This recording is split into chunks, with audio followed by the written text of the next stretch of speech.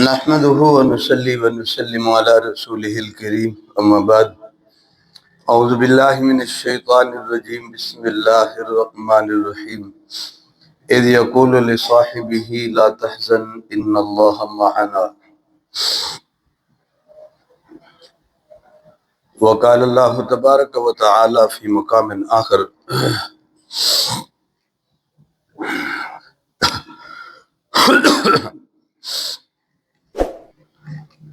محمد رسول اللہ والذین معه اشداء علی الکفار رحماء بینہم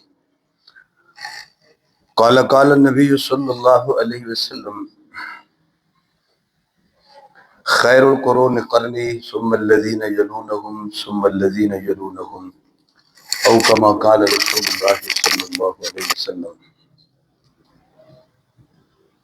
احباب کرام، 22 جمادی الثانی جو پچھلے مہینے کی چاند کی تاریخ ہے، اس تاریخ کو اس امت کے سب سے بہترین فرد نبی کریم صلی اللہ علیہ وسلم کے بعد سب سے زیادہ فضیلت و شرف پانے والے، آپ کی نیابت اور خلافت بلا فصل کا حق ادا کرنے والے،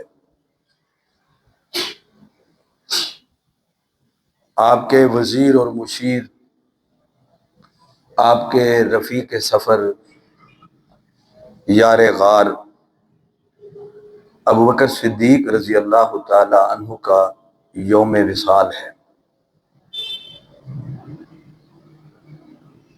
یہ اب رجب کا مہینہ شروع ہو چکا ہے۔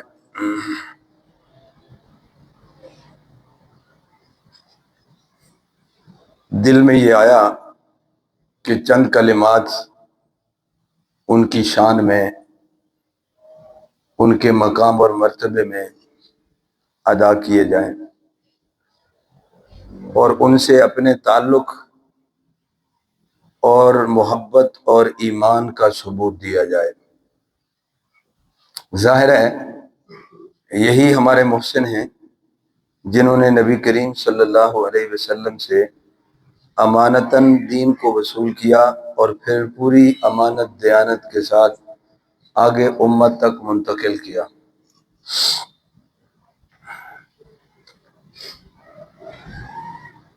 مجموعی طور پر یہ عقیدہ رکھنا ضروری ہے کہ نبی کریم صلی اللہ علیہ وسلم کو جس نے ایمان کی حالت میں دیکھا، یہ رسول اللہ صلی اللہ علیہ وسلم نے اسے دیکھا، اس ایمان والے کو دیکھا، اور پھر اس کا خاتمہ بھی ایمان پر ہی ہوا۔ وہ صحابی ہے، وہ عمر میں چھوٹا ہے یا بڑا ہے، عرب کا ہے یا غیر عرب کا ہے، وہ ایمان والا ہے، وہ صحابی ہے، وہ عادل ہے، امانت دار ہے، جنتی ہے۔ اس پہ بحث کرنا، اس پہ گفتگو کرنا اور اس کی غلطیاں نکالنا، موضوع بنا کر ان کی غلطیوں کو بیان کرنا، یہ دین کے بھی منافی ہے اور ایمان کے بھی منافی ہے۔ اس لیے کہ ان کو صحابیت عملوں کی وجہ سے نہیں ملی، انہیں جو صحابیت کا شرف ملا ہے وہ اعمال کی وجہ سے نہیں ملا، وہ حالت ایمان میں رسول اللہ صلی اللہ علیہ وسلم کی زیارت پر ملا ہے، آپ کی صحبت پر ملا ہے۔ جس نے آپ کی صحبت پائی حالت ایمان میں، پھر اس کا خاتمہ ایمان پر ہوا ہے۔ اس کے اعمال تھوڑے ہیں یا زیادہ ہیں، اس سے کوئی کمزوریاں غلطیاں ہوئی ہیں یا نہیں ہوئی، اس سے قطع نظر وہ صحابی ہے۔ اس لیے کہ صحابی کا الٹ گناہگار نہیں ہے، صحابی کا الٹ تو کفر ہے، اور کافر ہوگا انکار سے، عملوں سے کافر نہیں ہوتا۔ معلوم ہوا جو صحابی بن گیا اور اس کا خاتمہ ایمان پر ہوا ہے، پھر اس کا احترام ایک صاحب ایمان کے ذمہ لازم ہے، اس لیے کہ وہ ہزار نہیں کروڑ درجے بعد میں آنے والوں سے بہتر ہے، اس لیے کہ اس نے رسول اللہ صلی اللہ علیہ وسلم کی صحبت اٹھائی، آپ کی شاگردی میں رہا ہے۔ ہم نے ایمان قبول کیا ماں باپ کو دیکھ کر، محلے برادری اور ملک کو دیکھ کر، یا کتابیں پڑھ کے، یا سنا کر، اور انہوں نے ایمان قبول کیا محمد عربی صلی اللہ علیہ وسلم کی دعوت پر، وہ آپ کے شاگرد ہیں، انہوں نے چلنا سیکھا ہے تو آپ کی انگلی پکڑ کر، بولنا سیکھا ہے تو آپ کی تعلیم سے،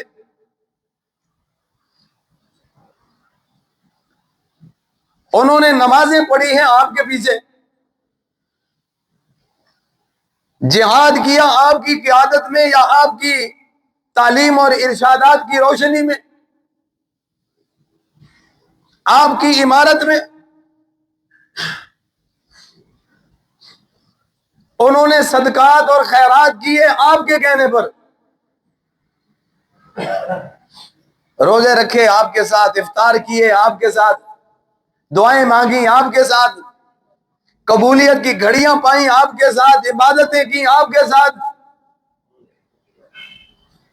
ان میں کمیاں کوتاہیاں ہوں بھی صحیح تو ان کو اللہ نے شرف اتنا بڑا بخشا ہے کہ اللہ ان کی کمزوریوں اور کوتاہیوں اور غلطیوں پر دنیا میں یہ اعلان کر رہے ہیں کہ میں نے انہیں معاف کر دیا ہے۔ رضی اللہ عنہم ورضوا عنہ کا یہی مفہوم ہے، وہ اللہ سے راضی ہیں، اللہ ان سے راضی ہے۔ پھر صحابہ کرام میں بھی مرتبے ہیں،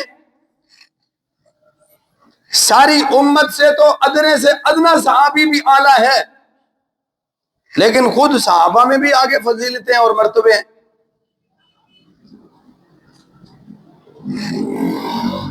نبی کریم صلی اللہ علیہ وسلم کی امت میں، آپ کی امت میں سب سے افضل، سب سے اشرف، سب سے اعلیٰ، سب سے متقی، اتقی، وہ اگر کوئی ہے تو وہ ابو بکر صدیق رضی اللہ تعالیٰ عنہ۔ قرآن میں نام لے کر تو اللہ نے صحابہ کا ذکر نہیں کیا، اعمال سے ذکر کیا کہ یہ بدر والے ہیں، یہ احد والے ہیں، یہ ہجرت والے ہیں، یہ نصرت والے ہیں، یہ شہید ہونے والے ہیں، یہ مال خرچ کرنے والے ہیں، یہ نماز پڑھنے والے ہیں، جہاد کرنے والے ہیں، مجموعی اعمال کے حساب سے۔ صدیق اکبر رضی اللہ تعالی عنہ کو یہ شرف ہے کہ ان کی صحابیت کا ذکر قرآن میں ہے، نام تو نہیں لیا مگر اشارہ ایسا کیا ہے کہ وہ اور کسی پہ فٹ ہی نہیں آتا، چونکہ یہ عمل صرف ان کا ہے نبی علیہ السلام کے ساتھ، تو اس کا مصداق بھی وہی ہے، اس سے مراد بھی وہی ہے، اور جہاں یہ ذکر ہوا ہے وہاں صحابی کہہ کے ذکر ہوا ہے، جس سے یہ پتہ چلتا ہے کہ صدیق اکبر رضی اللہ تعالی عنہ کی صحابیت کا ذکر قرآن میں ہے، اور جو قرآن کا انکار کرے اس کا اسلام سے کوئی تعلق نہیں ہے، تو صدیق کی صحابیت کا انکار قرآن کا انکار ہے۔ غار کا ذکر آتا ہے، وہاں اللہ فرماتے ہیں اذ یقول لصاحبہ، جب کہا اس نے اپنے ساتھی سے، صحابی سے، صاحب سے، صاحب کو صحابی کہتے ہیں جس نے صحبت پائی ہے آپ کی ایمان میں، جب کہا انہوں نے اپنے ساتھی سے، کس نے کہا کس سے؟ رسول اللہ صلی اللہ علیہ وسلم نے کہا اپنے ساتھی سے، آپ صلی اللہ علیہ وسلم نے فرمایا اپنے ساتھی سے۔ حدیثیں بھری پڑی ہیں، تاریخ اپنوں کی بیگانوں کی بھری پڑی ہے کہ ہجرت کے سفر میں 2 آدمی ہیں، تیسرا کوئی نہیں ہے، غار میں 2 آدمی ہیں، تیسرا کوئی نہیں ہے. بعد میں بھی جن لوگوں کی خدمات لی گئی وہ غار سے بعد کی بات ہے. غار میں دو ہیں, ایک محمد الرسول اللہ صلی اللہ علیہ وسلم اور ایک ابو بکر صدیق رضی اللہ تعالیٰ عنہ. اب قرآن ان دونوں کی گفتگو نقل کر رہا ہے, اس کا مطلب ہے اس گفتگو میں تیسرا کوئی نہیں ہے.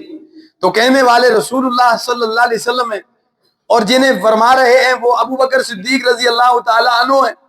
انہیں ابو بکر کہہ کے بھی نہیں بات کر رہے, عبداللہ کہہ کے بھی نہیں بات کر رہے, فلاں ابن فلاں کہہ کے بھی بات نہیں کر رہے, بلکہ یوں کہہ رہے ہیں کہ اذ یقول لصاحبہ.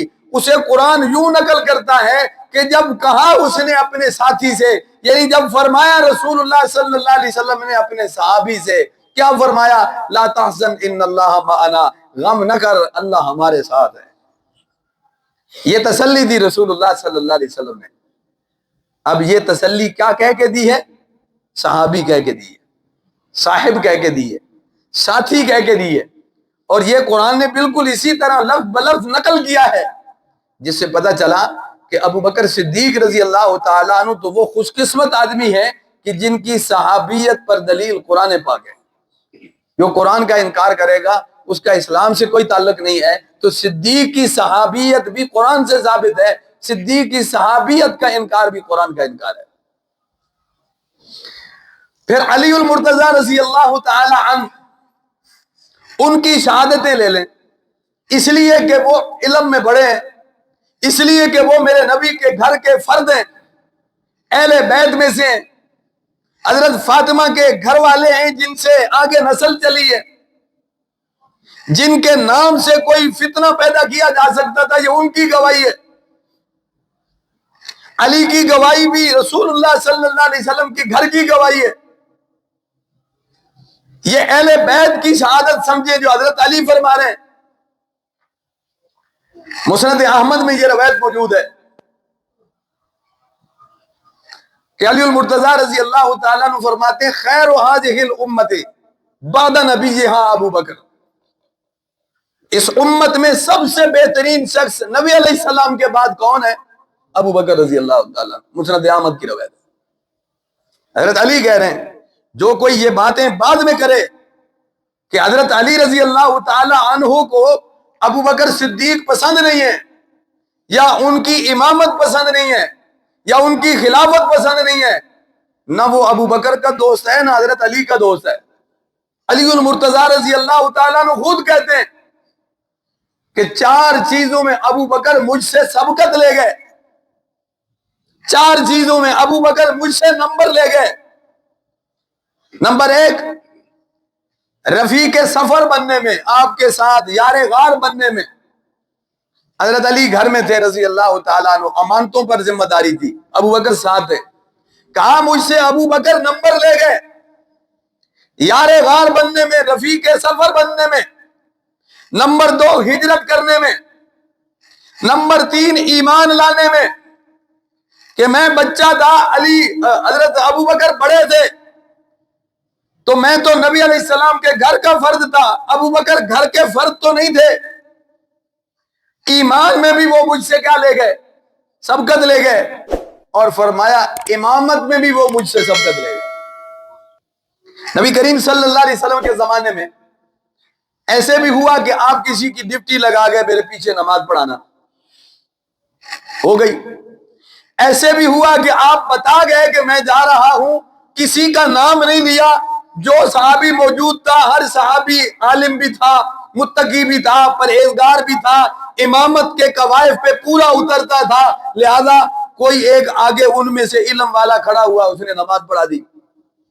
عمر میں جو بڑا ہوا اس نے نماز پڑھا دی. ایسا بھی ہوا ہے. ایسا بھی ہوا ہے کہ آپ نے نام لیا فلانا نماز پڑھا دے, اس نے پڑھا دی. حتیٰ کہ نہ ایک نبینا صحابی نے بھی نبی کریم صلی اللہ علیہ وسلم کے مصلی پہ نماز پڑھائی. لیکن یہ موقع کہیں نہیں آیا جو ابو بکر صدیق رضی اللہ تعالیٰ عنہ کے ساتھ ہے.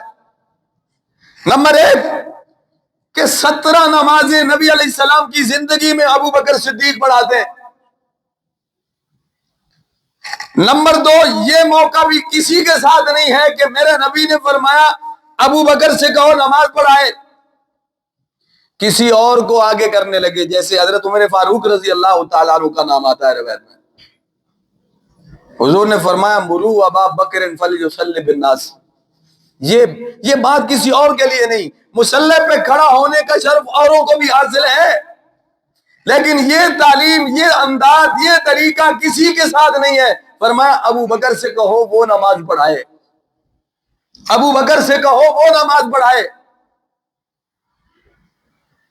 اس لیے ابو بکر کے ہوتے ہوئے کسی اور کو مصلی پہ جانے کی اجازت نہیں ہے. یہ اشارہ کیا رسول اللہ صلی اللہ علیہ وسلم نے کہ جو حکم دیا پھر آپ نے اس پہ تاکید فرمائی، پھر کسی اور کو موجودگی کے باوجود اجازت نہیں دی. یہ طریقہ رسول اللہ صلی اللہ علیہ وسلم کا بالکل آخری زندگی کے آخری ایام کا ہے.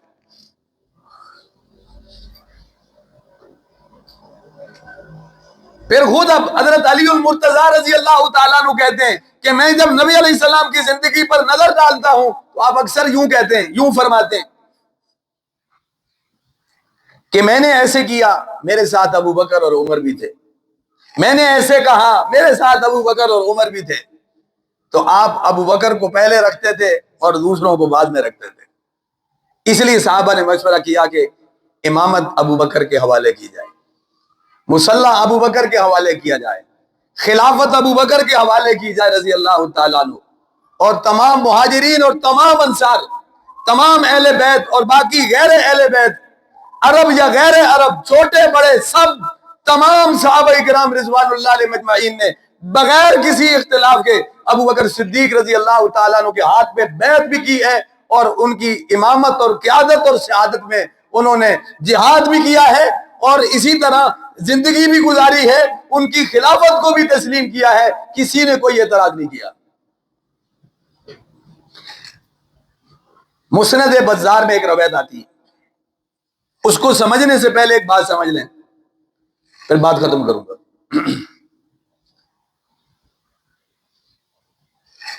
ابو بکر صدیق رضی اللہ تعالی عنہ صرف اس موقع پر ہی آگے نہیں ہیں، وہ شروع سے آگے رہتے تھے، خدمت میں بھی، سخاوت میں بھی، عبادت میں بھی، تقوی پرہیزگاری میں بھی، میرے نبی علیہ السلام کی حفاظت میں بھی خیال رکھتے تھے. عروہ بن زبیر کہتے ہیں کہ میں نے عبداللہ بن عمرو بن عاص سے کہا کہ یار کوئی نبی علیہ السلام کے دور کی بات کرو، یعنی کوئی قصہ سناؤ، کوئی حال احوال یاد تازہ کرنے کے لیے، آپ کی کوئی تکلیفوں سختیوں کا جو دور گزرا ہے اس کا کوئی ذکر کرو. تو عبداللہ بن عمرو بن عاص کہتے ہیں کہ ایک دفعہ رسول اللہ صلی اللہ علیہ وسلم حتیم میں عبادت کر رہے تھے، اور عقبہ بن ابی معیط، یہ بڑے کافروں مشرکوں میں سے تھا، دین کے دشمنوں میں سے تھا. یہ آیا، اس نے نبی علیہ السلام کے گلے میں چادر ڈالی اور اتنی کھینچی کہ گلا گھٹ گیا. ادھر اللہ کا حکم یہ ہے کہ آپ نے جہاد نہیں کرنا، آپ نے برداشت کرنا ہے. پھر آپ عبادت میں، تو کوئی قریب نہیں آیا. بعض دفعہ ماحول ایسا ہوتا ہے، اجتماعی شکل ایسی ہوتی ہے کہ ہمدرد ہونے کے باوجود کوئی ہمدردی جتا نہیں سکتا، ایسا بھی ہوتا ہے. وہ کمزور اتنے ہوتے ہیں کہ ہمدردی کر نہیں سکتے، ہوتے ہمدرد ہیں، کوئی قریب نہیں آیا. ابو بکر صدیق رضی اللہ تعالیٰ عنہ آگے، آتے ہی انہوں نے جو بات کہی وہ سننے کے قابل ہے. اتقتلون رجلا ان یقول ربی اللہ وقد جاءکم بالبینات، کیا تم ایک آدمی کو اس لیے قتل کرنے لگے ہو کہ وہ کہتا ہے کہ اللہ میرا رب ہے، اور وہ تمہارے پاس اپنی نبوت کی نشانیاں اور دلیلیں لے کر آئے؟ اور ان کا کیا قصور؟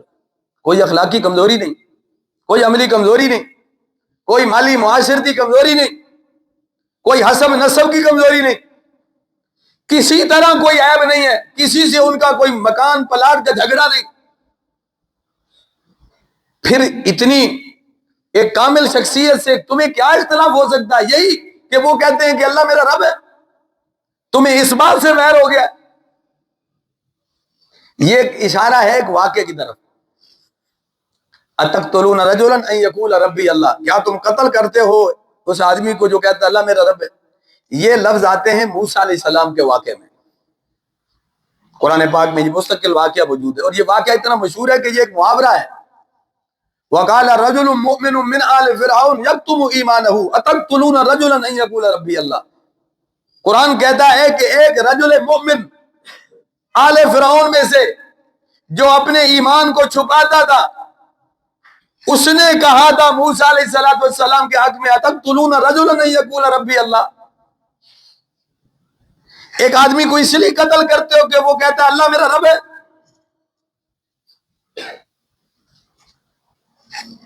اور وہ بھی ایمان والا ہے، ایمان کو چھپاتا ہے اور یہ بات کہہ رہا ہے۔ یہ واقعہ قرآن میں موجود ہے۔ تو مسند بزار میں روایت آتی ہے کہ حضرت علی رضی اللہ تعالیٰ عنہ نے خطبہ دیا، خطبہ دے کے فرمانے لگے مجھے بتاؤ بہادر کون ہے؟ کسی نے کہا آپ، تو فرمایا میرا معاملہ تو یہ ہے کہ جو مجھ سے لڑے میں اس سے انتقام لے لیتا ہوں، میں تم سے پوچھ رہا ہوں شجاع کون ہے، بہادر کون ہے؟ کوئی نہیں بولا۔ فرمایا بہادر سب میں ابو بکر صدیق رضی اللہ تعالیٰ عنہ۔ پھر ان کی بہادری کو بیان کیا، کیسے؟ فرمایا ایک دفعہ قریش محمد عربی صلی اللہ علیہ وسلم کو مارتے تھے، تکلیف دیتے تھے، اور یہ کہتے تھے کہ کیا تو نے اتنے الہوں کا ایک ہی الہ بنا دیا؟ انت جعلت الآلہۃ الہا واحدا، باقی معبودوں کا انکار کرتے ہو، ایک ہی الہ ایک ہی معبود مانتے ہو، یہی قصور ہے کہ وہ صرف اللہ کو مانتے ہیں۔ تو حضرت علی رضی اللہ تعالیٰ عنہ کہتے ہیں مارتے بھی ہیں، ایذا بھی پہنچاتے ہیں، تکلیف بھی پہنچاتے ہیں، اور یہ کہتے ہیں، جس کا مطلب ہوا کہ شجاع کون ہے؟ ابو بکر صدیق رضی اللہ تعالیٰ عنہ، کہ جب نبی علیہ السلام کو یوں تکلیف پہنچائی جا رہی تھی تب ابو بکر صدیق رضی اللہ تعالیٰ عنہ آئے، اور ہم میں سے کوئی قریب نہیں جا رہا تھا کہ ابو بکر صدیق آئے اور وہ لوگوں میں گھس گئے، کسی کو ادھر سے گھسون لگایا، کسی کو ادھر سے، یوں مارتے دھاڑتے رسول اللہ صلی اللہ علیہ وسلم تک پہنچے اور آپ صلی اللہ علیہ وسلم کی حفاظت کی۔ حضرت علی فرماتے ہیں ابو بکر صدیق بہادر ہیں۔ پھر ابو بکر صدیق نے کیا کہا؟ وَيْلَكُمْ أَتَقْتُلُونَ رَجُلًا أَن يَقُولَ رَبِّيَ اللَّهُ، وہی جملے جو پیچھے میں نے آپ کو سنائے۔ ہلاکت ہے تمہارے لیے، اس لیے قتل کرتے ہو ایک آدمی کو کہ وہ کہتا ہے اللہ میرا رب ہے۔ تو علی المرتضیٰ رضی اللہ تعالیٰ عنہ کی زبان سے یہ بات ہے کہ بہادر ابو بکر صدیق ہیں۔ پورے مجمع کا سامنا ابو بکر صدیق نے کیا، نبی علیہ السلام کی حفاظت کا حق ادا کیا۔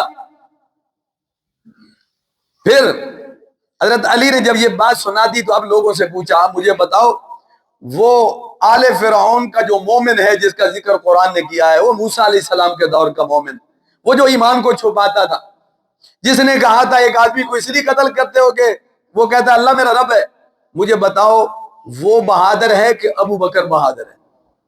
یہ سوال حضرت علی کا ہے رضی اللہ تعالیٰ عنہ۔ صدیق اکبر کی فضیلت اور شان آپ کتابیں پڑھیں گے، مختلف لوگوں نے لکھی، پر یہ بھی منفرد انداز ہے کہ شان علی کی زبان سے ہو رضی اللہ تعالیٰ۔ علی المرتضیٰ رضی اللہ تعالیٰ عنہ نے خود سوال کیا مجھے بتاؤ بہتر کون ہے، مجھے بتاؤ افضل کون ہے، وہ رجل مومن یا ابو بکر صدیق؟ کوئی نہیں بولا، کسی نے جواب نہیں دیا۔ تو حضرت علی رضی اللہ تعالیٰ عنہ رونے لگے، مسند بزار کی روایت ہے، حضرت علی رضی اللہ تعالیٰ عنہ رونے لگے، اور پھر رو کے کیا فرمایا ابو بکر افضل ہے اس رجل مومن سے، بلکہ ابو بکر کی ایمان کی ایک گھڑی اس رجل مومن کی ساری زندگی سے بہتر ہے۔ دو وجہ سے، پہلی وجہ اس لیے کہ قرآن کہتا ہے وہ اپنے ایمان کو چھپاتا تھا، کمزور تھا بیچارہ، اس نے فرعون کے سامنے اپنے ایمان کا اظہار نہیں کیا، زبانی ہمدردی کی، اظہار نہیں کیا ایمان کا۔ ابو بکر صدیق نے تو سب کے سامنے ایمان کا اظہار کیا ہے۔ فرمایا وہ برابر کیسے ہو سکتا ابو بکر کے؟ اور دوسری وجہ فرمایا دوسری وجہ یہ ہے اس نے زبانی نصیحت کی تھی کہ تم کیوں قتل کرتے ہو؟ ابو بکر صدیق نے تو ہاتھ سے بھی مدد کی ہے، کسی کو ادھر مارا کسی کو ادھر مارا، اور پھر جا کے رسول اللہ صلی اللہ علیہ وسلم کی حفاظت کی ہے۔ فرمایا ابو بکر صدیق اس رجل مومن سے بہتر ہے۔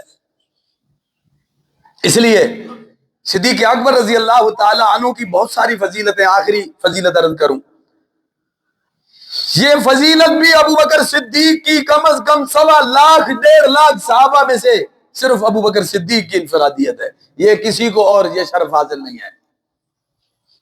فضیلتیں بڑی بڑی، بڑے بڑے مقام حاصل ہیں صحابہ کو، بڑی بڑی نسبتیں حاصل ہیں صحابہ کو، کسی کے ہاتھ آپ کے بال آئے، کسی کے ہاتھ آپ کے ناخن آئے، کسی کے ہاتھ آپ کا بچا ہوا پانی آیا، کسی کے ہاتھ چادر آئی، کسی کے ہاتھ آپ کی دعائیں آئی، کسی کے ہاتھ مسواک آئی، کسی کے ہاتھ مصلی اور خدمت آئی، بڑے بڑے شرف ہیں صحابہ کے، مگر یہ بھی انفرادیت ہے صدیق اکبر رضی اللہ تعالیٰ عنہ کی کہ ابو بکر صدیق اکیلا صحابی نہیں ہے، ابو بکر صدیق کی 4 نسلیں صحابی ہیں۔